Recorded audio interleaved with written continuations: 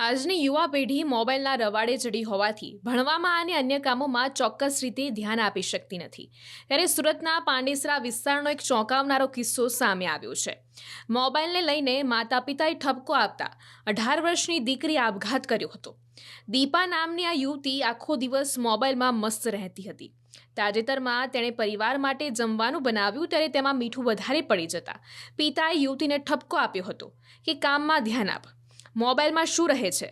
યુવતીને આ વાતનું લાગી આવતા યુવતીએ પોતાના જ ઘરમાં ગળે ફાંસો ખાઈને આપઘાત કરી લીધો હતો.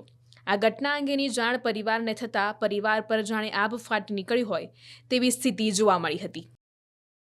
उसका पप्पा ने थोड़ा खिंचवाया, नमक ज्यादा हो गया था सब्जी में, थोड़ा मोबाइल में व्यस्त रहती थी, नमक क्यों जैसा कर दिया, इसकी वजह से उसने आत्महत्या कर ली। नहीं, शादी नहीं हुई। मोबाइल में लड़के बिजी होते हैं, उसमें डांटने पे ऐसा कदम उठाने क्या बोलेंगे आप? मैं तो ये कहना चाहता हूँ माँ बाप को आजकल के ये सोशल मीडिया से दूर रखे।